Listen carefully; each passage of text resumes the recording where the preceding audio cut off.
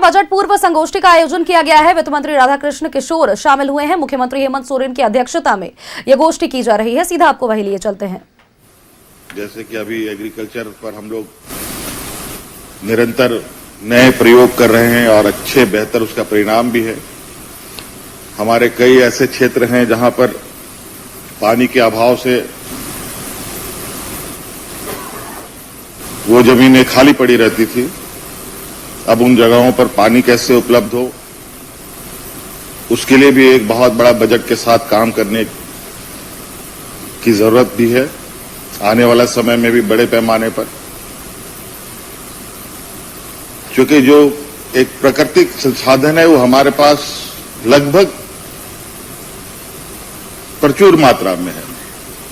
हमारे पास बड़े बड़े वाटर रिजर्वायर हैं, लेकिन उन वाटर रिजर्वायर का हम अच्छे बेहतर प्रयोग नहीं कर पाते हैं। उनको हम गांव तक नहीं पहुंचा पाते हैं, उनको हम अपने किसानों तक नहीं पहुंचा पाते।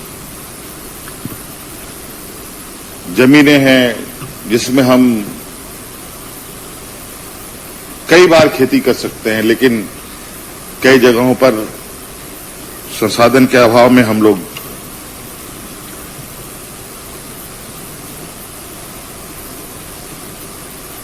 उसमें भी कहीं थोड़ा पीछे हो जाते हैं। अब चूंकि नया जनरेशन भी आ रहा है, नए जनरेशन की एक डिमांड अलग है। नई जनरेशन अब थोड़ा सा एग्रीकल्चर साइड से हट करके एक नए रास्ते की तलाश में है। उनके लिए भी एक चुनौती है, एक अच्छे बेहतर स्कूल, बेहतर कॉलेज, जहां वो आज की कॉम्पिटिटिव लाइफ में अपने को खड़ा कर पाए। इस दिशा में भी हमें एक मजबूत आधारभूत संरचना की आवश्यकता पड़ेगी। स्वास्थ्य के क्षेत्र में भी कई चुनौतियां हैं, चूंकि हम लोग का ये राज्य थोड़ा चुनौती भरा है, चूंकि पहाड़, नदी, नाले, थोड़ा टेरेन हम लोग का जो भौगोलिक ये थोड़ा टफ है, जहां कई सारे चीजें जो हमें सुविधाएं पहुंचानी है उनमें भी चुनौतियां होती हैं और कई सारे लोगों को भी कोई लाभ लेने में कई दिक्कतें आती हैं।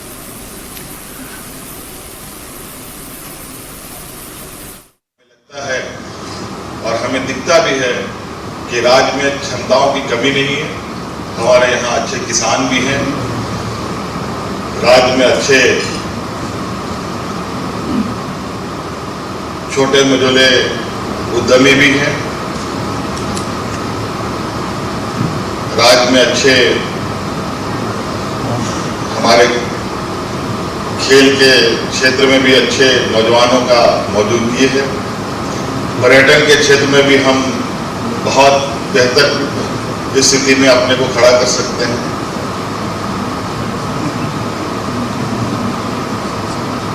और जो यहाँ का मुख्य रूप से आदिवासी ट्राइबल डोमिनेटेड स्टेट होने की वजह से ग्रामीण परिवेश थोड़ा सा एक परंपरागत व्यवस्थाओं के साथ चली आ रही है। उन परंपरागत व्यवस्थाओं को भी हम को मुझे लगता है कि कैरी करना चाहिए। उनके लिए भी कि मैं कई चीजें देखता हूँ बहुत हमारे राज्य में जो हमारे पास क्षमताएं हैं, जैसे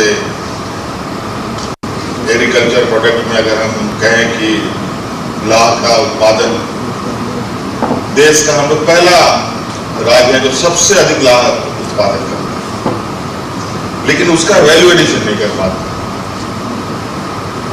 हम तसर सिल्क का जो कोकून है वो हम देश में सबसे अधिक उत्पाद करते हैं, लेकिन उसका हम बेहतर उपयोग नहीं कर पाते। तो इन सब चीजों पर भी हम आज एक अच्छे स्थान पर जा सकते हैं। आज जिस देश में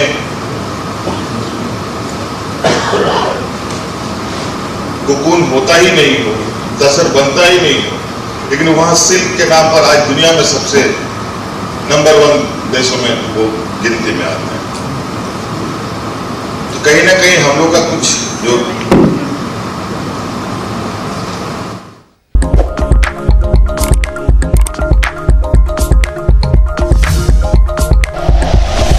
like and share videos, subscribe करें हमारा चैनल और प्रेस करें बेल आइकॉन। न्यूज़ 11 भारत, सच है तो दिखेगा।